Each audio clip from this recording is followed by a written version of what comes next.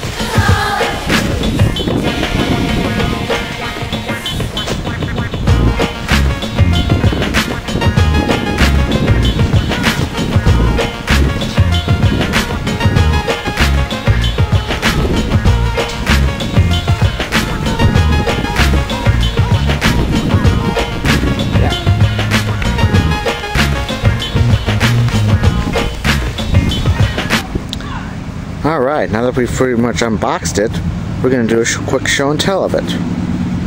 And what it was, when I plugged it in, it was already in the on position, and it does run, but when I turned it off, it was like a quick stop. So I did go back in and grab the zoom spout right there, and shot a couple drops in the motor just in case. Something I should try and do with every vintage fan I get. Just shoot some zoom spout in the motor and hope and pray that it works. But now, let's take a quick look at a close-up look at the inside. Yes, it's an Eskimo. Eskie with an Eskimo! 115 volts, 60 cycle AC, 2.2 amps, model number 20136T. And I like this because it's only a 1-speed. It's awesome. McGraw Edison Company, Bursters Manufacturing Division, Boonville, Missouri. Piece of string from where the owner's manual was. And here's the owner's manual, still taped to the box, which I may actually keep it like this. I think it looks really cool. So yeah. And before I forget, this was an eBay item. So, and I know what some people are going to say. Technically I already have one of these, which I do, but it's the Happy Home. But maybe I want an Eskimo. Not McGraw Edison, not a Zero, not a store brand model, but I want an actual Eskimo. And even though I already have an Eskimo box fan, that's the 2016.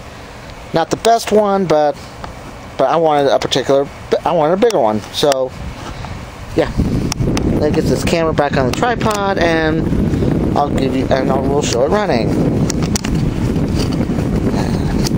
It takes a minute. Okay, there we go. So I guess without further ado, here's on.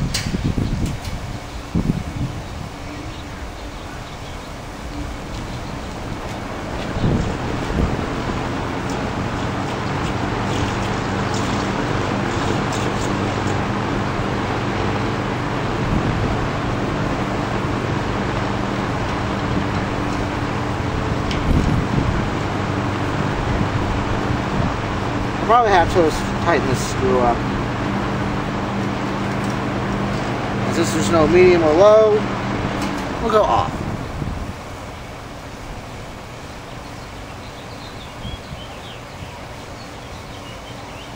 Yeah, the spin down time's a little bit better on it because I shot some oil in it. Because it was faster than this. The slowdown was faster than this, so yeah. But I think with a little use it'll be a little bit better. Just my opinion. Well, again, I guess that's just going to do it for this video. The unboxing and the show and tell of an Eskimo box fan. Hopefully I'll have some more fan videos to come. And I'm currently working on that one long video about my epic adventures in New Jersey. But that's going to come soon because, like I said, it's a lot of videos that I have to compress into one. But like I said, we'll do that, and I'll still be doing fan videos and everything else that comes to mind. So I guess until then, I'm Eskie. Eskie with an Eskimo. Thanks for watching. Comment box is open, and I'm going to enjoy this Pepsi throwback right now.